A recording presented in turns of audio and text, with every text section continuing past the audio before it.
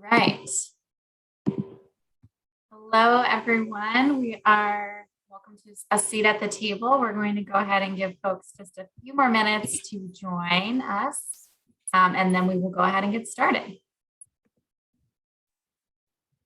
Thanks for your patience as we get all set up here. It's great to see so many of you join.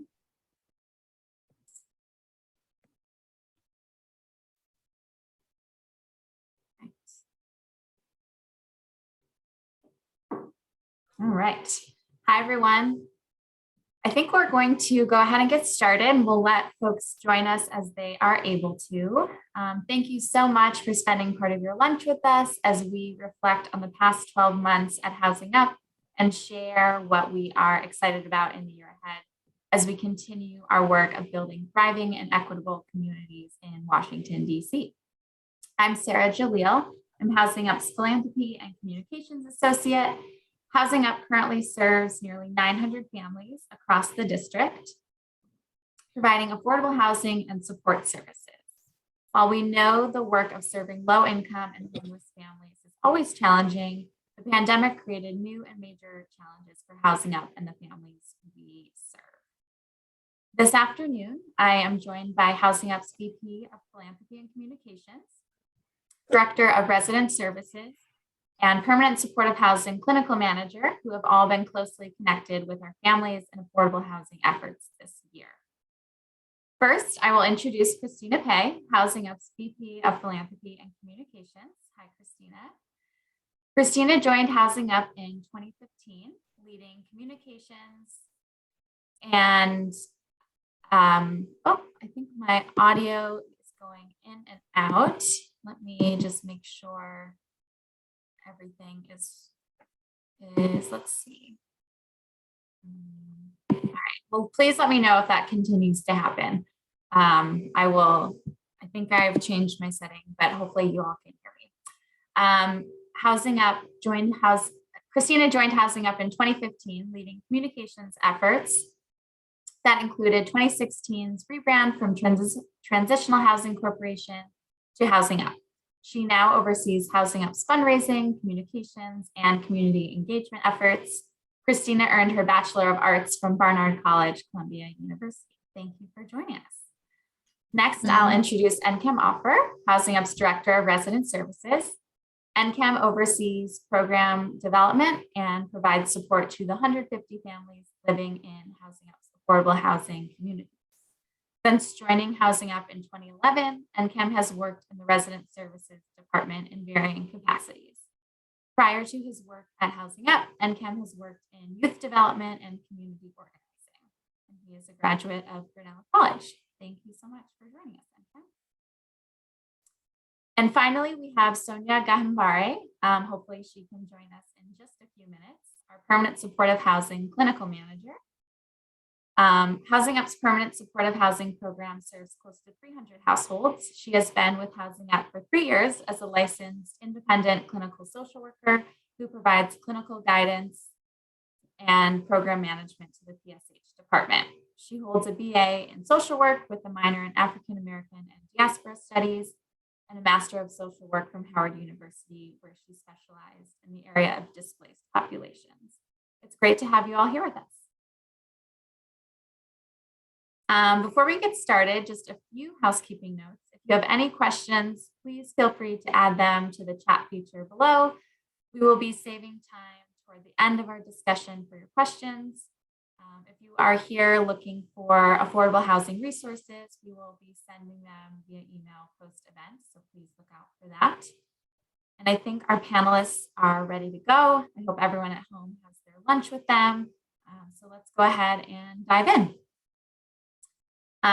First, I would love it if we could all spend a little bit of time reflecting on 2021 and what the past year has looked like for Housing Up. As we know, after a very difficult 2020, folks were hoping we could be entering post-pandemic life in 2021.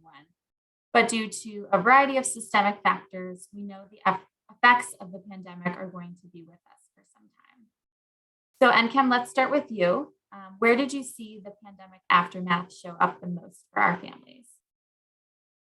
Yeah, so our families, particularly those in our affordable housing side, I mean, we saw it in so many different ways. Our families are vulnerable families to begin with before the pandemic, much less, after, or kind of where we are now, I guess, with 2021. So beginning the year, families were really desperate, figuring out what they were going to do with rent, utilities, food. I mean, it really was the same story as 2020. I think one of the differences people kind of gotten used to, if you will, the ongoings of what was happening in the world. But it really did become particularly desperate because, rent charges started adding up. It wasn't just a month or two, it really was coming on to a year of rent for some families that they didn't have. Utility payments were building up.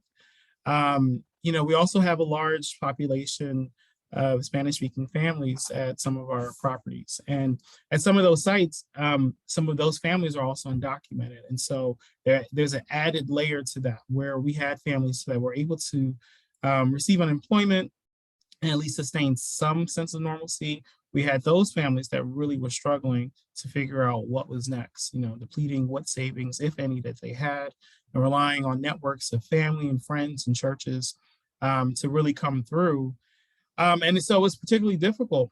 And so it was kind of all consuming the needs that families had. And so what we were able to do within resident services, and really, I think across Housing Up, was just assist families, one, being calm and figuring out the process of how some of these things work out, because a lot of our families are looking to us as experts on this, but a lot of these programs are new programs. And so we're learning it as they're learning it. And so we really are trying to navigate all of these things just as they are. And so that was a big thing. Just the learning curve was pretty steep for us as well as our families. Some of our families were also navigating these government benefits such as food stamps and TANF and things that some of them may never have had before.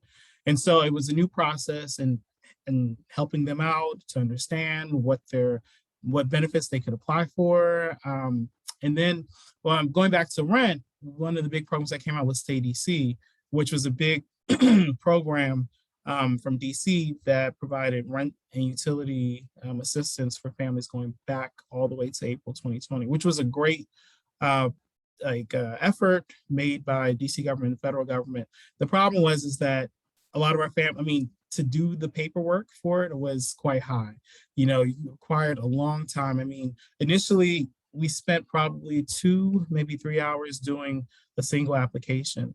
So some of these things were not help that families, some of them could do on their own. So it just took a lot of effort on our part, excuse me, in terms of staff, but then also patience on the families providing so many documents and information they may or may not have. Some people didn't receive a notice saying that they've been let go. They just were let go. And so it just became a really difficult situation and families just didn't see end in sight. And so luckily we have gotten through. Sorry, I was just checking. I see my name at the bottom. But anyhow, families were able to move forward and we were able to assist families navigate government benefits, apply for rental and utility assistance, and additionally, we also help families with not only the food stamp process, but also creating avenues for families to have food on site. So in the community centers, we hosted what we call community markets, where we had food just to give away. Much of that food was donated by some of our partners. Early on in the pandemic, we were able to get some extra funds, thanks to Christina, where we were able to provide Instacart orders for families that, had, that really didn't want to be out and about or couldn't be out and about because of any kind of pre-existing health conditions or the like. So we've really come through just navigating ourselves, just figuring out how best we can help our families. But it just seems like there's always something more for our families, and it really is something. So we're just kind of hoping that the efforts that we put up this year so far are at least, I don't want to say enough, but are good enough, I guess, to kind of get us into 2022. Great, thanks, Kim. And that's really helpful context on various programs and kind of what our families have been dealing with and going through. Sonia, I'd love to hear about from you where you saw the pandemic aftermath show up the most for our families. Sure. So kind of piggybacking on what Kim was speaking about with how we had to pivot really quickly and try to support our families in navigating these new systems. It was kind of like the blind leading the blind. Like we didn't have the answers, they didn't have the answers, and we were just trying to figure it out. So a lot of it was us kind of going through it, working through the kinks, and then telling our colleagues, okay, this is how I went through this process. So a lot of information sharing, a lot of networking with other providers, and also internally a lot of networking. And like Kim spoke to, there were families that weren't able to actually complete that process for one reason or another. So we still had several families who had these really intense rental arrears or really intense utility arrears, and they're still trying to navigate how to address that, given that the courts are now open. There are property managers that are issuing 30-day notices now. So the risk of eviction is becoming a little bit more real to some of the families and individuals we serve. But I think one of the things that we really did a good job with in serving our families is we really anticipated this. So for in those situations where we were seeing that, there was either, friction or tension between landlords and their tenants, or, clients weren't able to actually follow through with that DC stay process, we were able to get a lot of people moved and relocated so that, their housing could be a little bit more stable.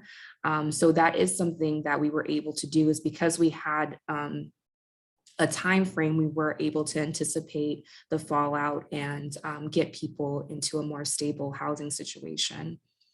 The other kind of residual from the pandemic that we saw a lot were connections with people's mental health providers. A lot of people lost connection during the pandemic, and a lot of people relied on that routine of going to their agency where they're receiving mental health services, getting their medication, seeing their psychiatrists. A lot of them relied on their community support workers to come out and see them. And what we found ourselves in is a situation where we were out there first to kind of meet clients face to face, and we were finding that there were clients that hadn't had their medication in like a month or two, or who hadn't seen their core service workers. And it's not that they weren't connected, they were connected, but they were disengaged because, they just weren't receiving the services the way that they were used to. And for people that are going through mental health challenges, routine is very important for them to stay consistent with their treatment. And so we did a lot of advocacy work with core service agencies to get their core service workers out there to see them, to figure out ways to, get their medication adjusted and get their medication to them. And so we had to do a lot of that as well.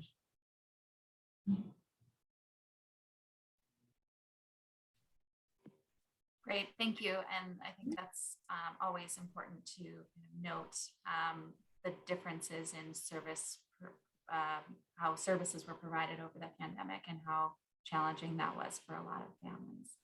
Christina, did you have anything to add? Sure. Of course, like Kim and Sonia have said, families, we are still in a pandemic. The more privileged among us are able to more easily kind of, re-enter the lives that we had before 2020. But for vulnerable populations, and especially communities of color, we know and anticipated, as we said before, that it wasn't just going to be over when the clock struck 2021.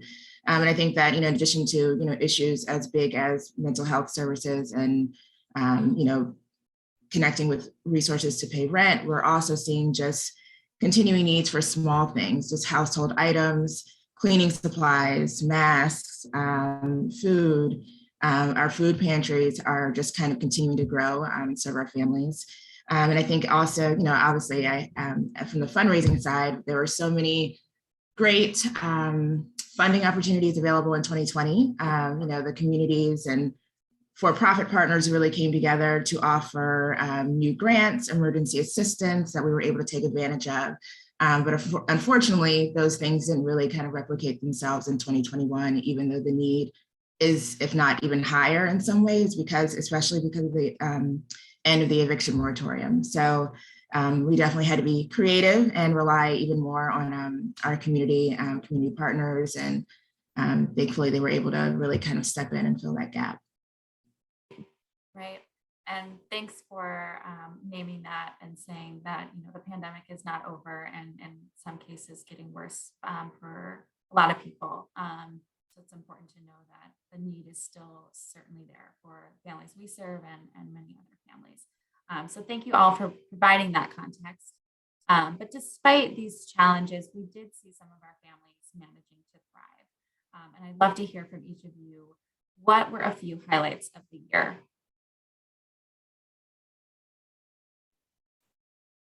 Sure, I'll go first. I think that the biggest highlight for me and the thing that definitely continues to put a smile on my face is just our ability to do so much of our in-person activities again, volunteer activities. And Kim, I'm sure we'll talk about this more, but being able to see, supporters and donors who joined us in 2020, finally being able to meet them in person in safe ways was really great.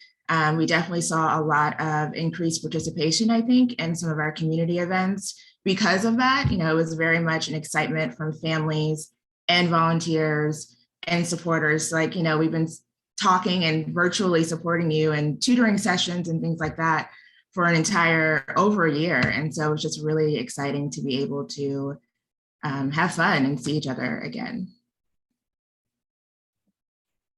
Yeah, I agree. I think that really has been something that I'm really proud of, and I know has been really great for our families, like our ability to do some in-person activities and just really reconnect. A lot of families were really, just like all of us, were really missing that aspect, and that's something that is so important for the work that I do. I run a community center. People come down, people come together, and of course it was impossible to do that in 2020, but then in 2021 we tried our best to make it as safe as possible and to do that. And so like Christina said, people like volunteers and groups really were able to come and assist us. Some highlights from then were we had a summer camp for our kids at one of our properties, which had about 15 kids participate. And it was a really great time. The youth had a great time. We hosted it completely outside. Luckily, it didn't rain any of the days that we were hosting the camp, which was great because our contingency plan was not, we had a contingency plan, but it wasn't the best because, we wanted to be safe. And so we were really happy about that. The volunteers were able to come and help us with that, helped us with our garden. So those were great activities to host outside and a way for our youth in particular to kind of get together. And for them, this was the first time that they were able to kind of get together because they were in school. They were had virtual school all of last school year. And so before they went back to school this year, they were able to kind of reconnect with their friends on the property, which is a really great thing. Additionally, we also had a few other kind of highlights. We really tried to push forward resident-led activities. Residents kept telling us activities that they wanted to do. We wanted to encourage them to kind of plan and do what it is they want to do. They know their property and they know their neighbors better than we do. And so residents at one of our sites at Weinberg were able to do a cooking class, a virtual cooking class. So we provided the ingredients for the families that want to participate. And, they just taught over Zoom, just like we are now, which was really successful. We're hoping to continue that into the new year. Additionally, one of the aspects that was pretty successful was our increase in participation. So during the pandemic, so many people came and had so many needs. Something that ended up happening was that particularly our Spanish-speaking families started to reach out and join into resident service programming. And so we've had an increase of families participate in programs and in services. So approximately 30% of our families across our affordable housing property are Latinos. But that's not the same number who participate in services and programs. And of course, we saw that as something we wanted to address. And this happened a little bit more naturally, if you will. People were in need, and so they came down and through word of mouth. And so we were happy that this happened in a way. This shows that there's a lot of need, but at the same time, we also are able to address those needs. And so we know our families a little bit better because of what's been going on. So those are probably like some things that are like positives from this year.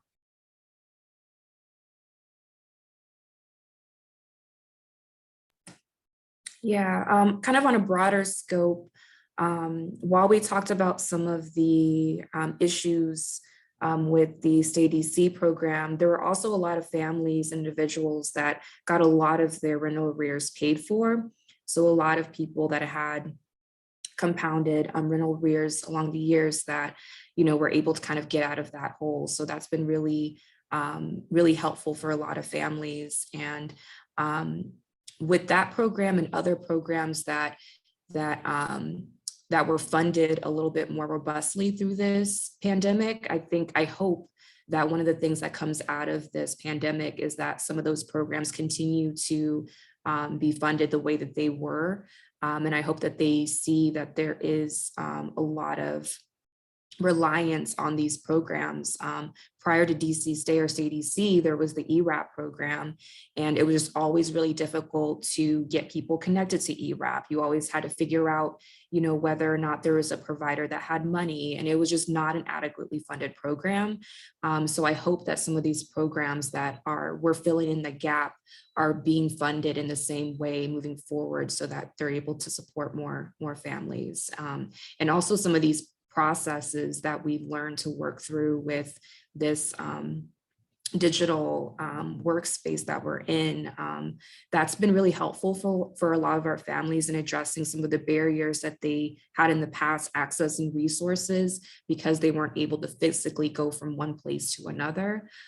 So like digital documents, digital applications, some of the processes were just streamlined a lot better during the pandemic. And so we hope that those stay or remain a little bit easier so that there's more flexibility for families to get resources.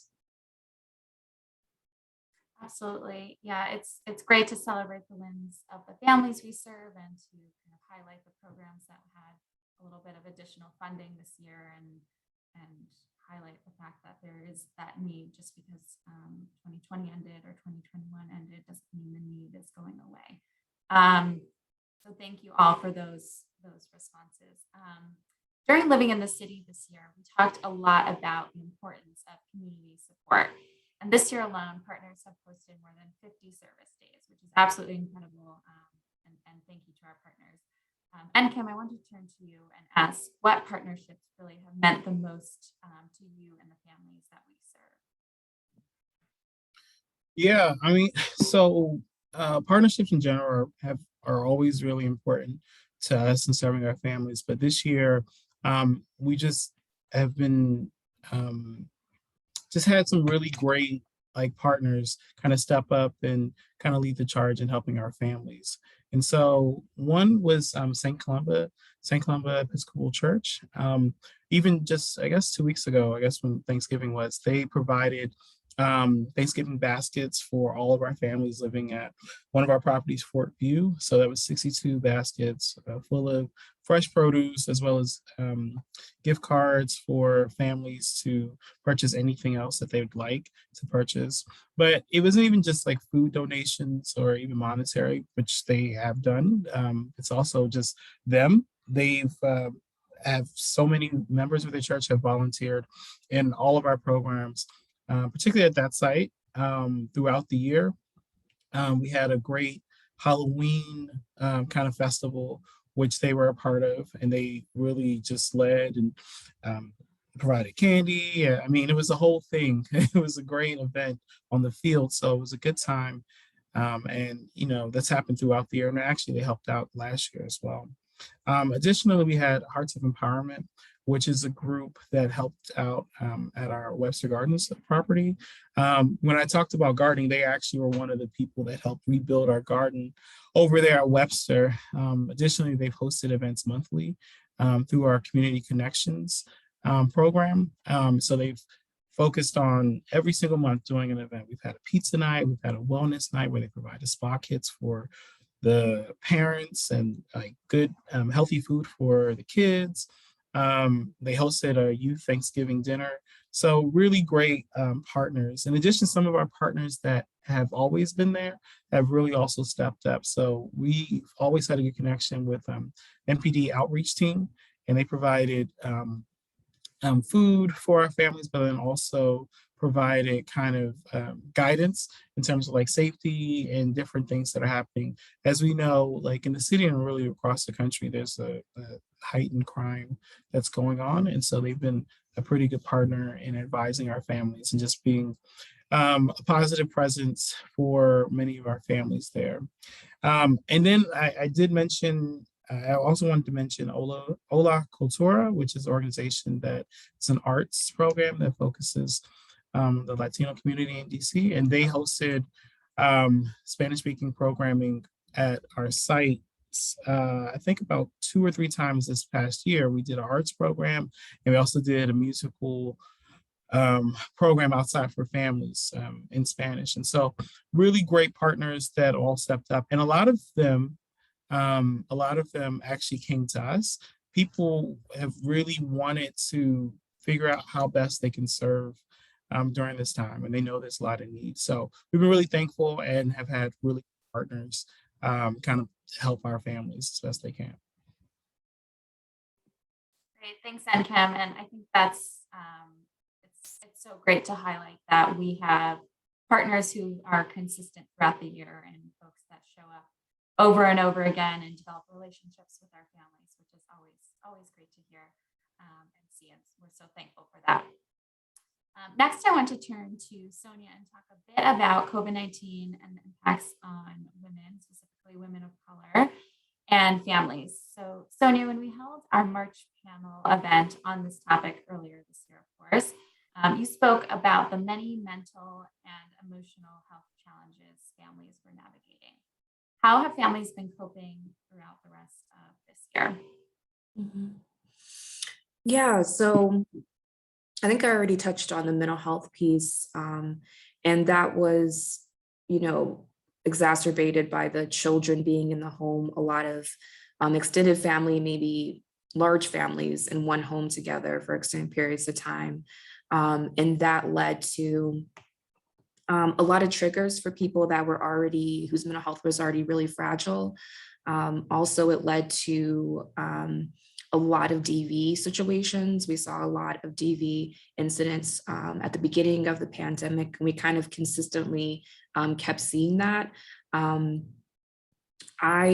I believe that things have calmed down a little bit in terms of domestic violence incidents, but I'm still seeing quite a few incidents occur. And, I think that that's one of the impacts of this boiling over effect of, people who may have conflict or have had a history of conflict in the past and who don't have an outlet or who didn't have an outlet of other places to go where, that respite may have been what was keeping them from, becoming violent. But not having that really created a boiling over effect. So we're still seeing quite a bit of domestic violence. We are seeing families navigating the school systems, which didn't go as smoothly as a lot of people maybe thought it was going to. So we really worked a lot with families to help figure out, what the requirements were for the schools, whether or not they can, continue to do virtual schooling if that was something that worked for them. And for some families, it did work for them to actually complete school virtually. For some families, it was because of what was happening in their life, it was easier to have the children stay at home than to take children to different schools. But navigating that was a little bit tricky. We're still working with families to navigate situations where there's a COVID outbreak at the school and certain populations have to quarantine. That really disrupts families' routines. It disrupts the routine of the head of household. If maybe they're employed and they get a notice in the mail that their kids have to quarantine, then they have to figure out, how to get coverage at their job. And it's kind of a domino effect. So that's something that I think is going to stick around for a little while. So even though children are back in school for the most part, there's still a lot of uncertainty around whether or not families can go back to their regular routine because of all of these, all of the unknowns still with COVID.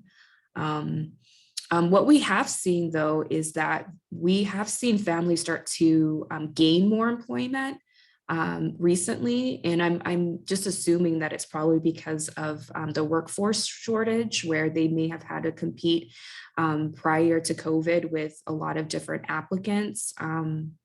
Now they're able to get into positions that they may have not otherwise. So that's been something that's been positive that we've been seeing. And I think families, what we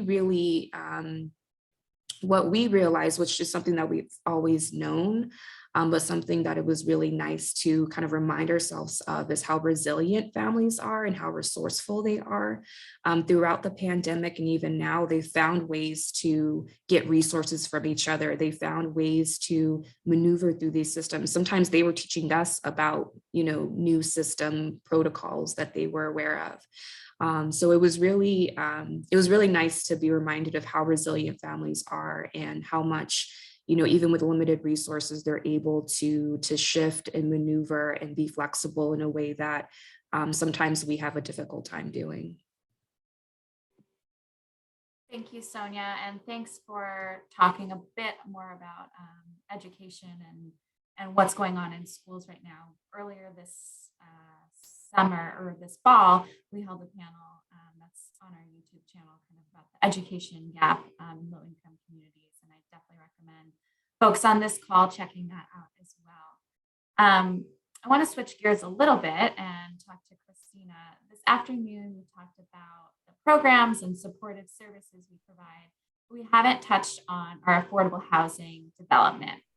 I'm wondering how many units of affordable housing we provide and where are we headed in 2022? Sure. So, I think most people on this panel are aware that we're also not just a service provider, but we are also a nonprofit affordable housing developer. So providing affordable housing, developing affordable housing is definitely a priority of ours in this very expensive city that we live in. So right now we own or operate around 420 units of affordable housing throughout the district. And we have another about 350 units in our development pipeline. So some of those units will come on in early 2022, some of them not until 2023 or beyond, but we're kind of consistently looking for new projects to add to our portfolio. We know that the need for affordable housing is always here, especially in DC, and especially as we, as we've talked about, the end of the eviction moratorium, we expect to see more people need deeply affordable housing, not just affordable, deeply affordable housing. So this morning we talked about a couple of projects that can add another 200 units to our pipeline. So continuing to be a nonprofit affordable housing developer, partner with for-profit developers as well. Somerset Development Company is one of our longtime for-profit developers that we partner with. We partner with them on Fort View and Webster Gardens, which NCAM mentioned earlier. So we just continue to try to be that resource for people looking for affordable housing in the city. Great, thank you so much for that context. Before we move on to the next question, I just want to remind folks that if you have any questions that pop up, please feel free to add them into the chat. We are saving some time toward the end of our call today to answer your questions, so feel free to drop those in. While we are talking about 2022, I want to talk more about how important resident services are to keeping families connected to community resources and maintaining their homes. So this past year, we hosted about 1,200 volunteer hours. And Kim, how will resident services be supporting our families next year? Yeah, so I mean, I think Sonia touched on it a little bit. I know like she's right about definitely like employment is something that we're hoping to kind of work with our families on. People have started to go back to work. What I've seen though is that families are going back to work, but maybe not at the hours and the levels that in terms of income that they once had. But I think for many families who've been out of work, the hours that they have, the little bit that they are getting, it's great news. So hopefully, you know, assisting families with more full-time work. Additionally, just continuing to support, like to maintain housing. So I think we've touched on it on this call, all of us, just like the supports that exist, such as like CDC, were great. Hopefully those things can continue because that's ended right now, at least for right now. So I think that there could be more of our families that will be affected by court proceedings and kind of the fear of being evicted. So working with our families to make sure as best as we can that they're housed. And that goes also to utility assistance, which was something that I was so happy to see that was part of the CDC package, because typically there is utility assistance out there, but it doesn't cover the amount of assistance that families have racked up. If they haven't been working, they haven't been able to pay rent nor their utility bills. And so that's also something that we're hoping to kind of deal with. But then also parlaying a lot of the connections that we've made. You know, a lot of more people have come down, people who typically hadn't come down to programs or receive services. So hopefully we can kind of parlay that into continuing into 2022. And something we had planned before the pandemic to really kind of focus on our like field trips. And so depending on how things are, you know, and how safe it is, a lot of families want to kind of get out. They want to kind of bond and do things together. So that's youth and seniors and all of our families all together. So we'll see if that's possible, if that's something that we can do safely. But something that hopefully we are able to do going into 2022. Great. That's exciting and a good reminder that supporting families and staying housed is such a key component of what we do. Before we get to questions from the audience, as we look ahead to 2022, what are each of you most excited to see Housing Up and our families accomplish in the next year?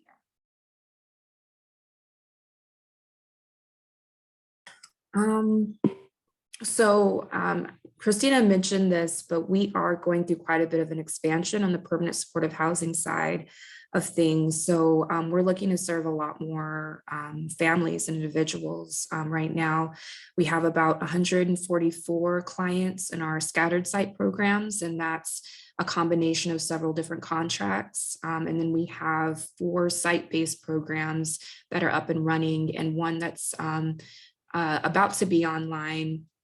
That's being headed up by our director, Terry McPhee-Carter, and that's our 14 Insight, and it's our assisted living site for seniors 62 and older who are medically vulnerable and receive an EPD waiver. And then there's another site-based program that's pending development that will also be for seniors, I believe, Christina, I believe it's for seniors. And then on our scattered site side, we also are going through an expansion for one of our contracts and working to fill some vacancies so that we can start working with more clients. So if anyone out there is looking for another opportunity in this field, or has family or friends or colleagues that are looking for an opportunity, definitely check out the website. And because we have a lot of positions open, and we are definitely looking to hire. So that's my little soapbox. Our HR team will be delighted that you mentioned that here.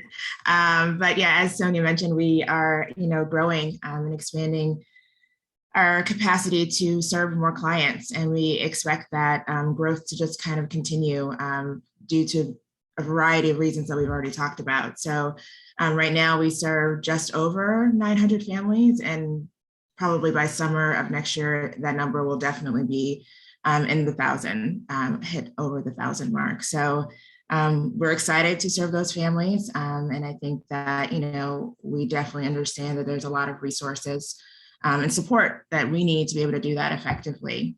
So, we're excited to keep expanding our partnerships with different community partners and finding new creative ways to really make sure families get the services that they deserve.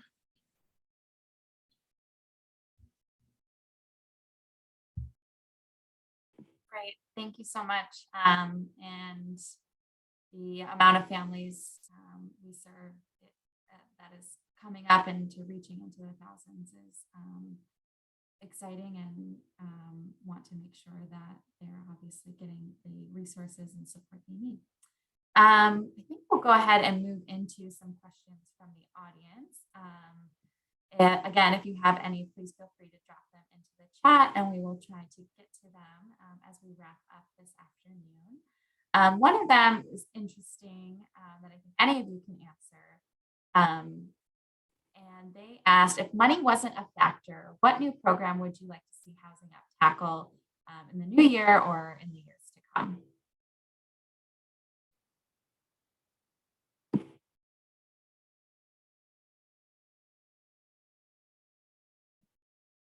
I know that's kind of a dream answer situation. I think that's tricky. I think that's a tricky question. And I probably am not going to answer it the way that the person asking it intended. But like we were just saying, programs are only as good as their staff. And so I believe if we had more money, I would like to, make sure that our staff is being compensated in a way where they see their worth and and see that they're valued within our organization, and then also expand our opportunities for additional services. But again, that's going to be really dependent on staff. So I would answer this question with saying that if we had unlimited funds, then I think we would be able to invest more in our staff and develop our staff some more. And hopefully from that, more services will come.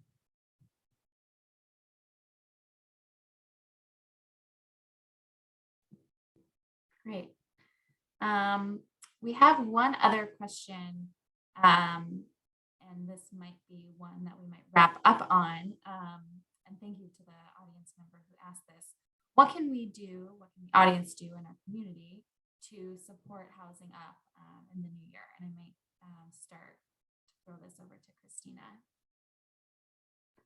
Sure. So I think, as we talked about before, volunteers and community partners are such a big part of our ability to do our work effectively. We are a nonprofit organization. We do always have funding gaps that need to be filled. And as Sonia was mentioning, even just capacity and staffing gaps that need to be filled. So that's really where our volunteers, our donors, our supporters, community partners are really integral in making sure that our families can receive, resources, can have fun activities and fun Halloween days, can, still find that joy, from serious things, from, rental and utility support to the fun light moments. So I think that, if you have the time and capacity, you want to volunteer with us, we have a bunch of opportunities on our website. If you want to, if you have a community resource that you think could help our families, always, reach out to us, because we're always looking for ways to expand our reach and what we are actually able to do. Great. Thank you so much, Christina. And that's a good reminder. I think today we covered a lot of the challenges that our families have been facing, and also the highlights of this last year and the exciting parts that we are looking to for the next year. So I think that's about all the time we have today. I want to thank Christina and Kim and Sonia for offering their time this afternoon to bring our community together virtually. Thank you to all of our community members for joining us and for their incredibly generous support of the last year, over the last 2 years, really. You've all made a huge difference in our families' lives. So we'll be following up with everyone today after the event, and I hope everyone continues to stay healthy and safe this holiday season. And I hope everyone has a great rest of your Wednesday. Take care.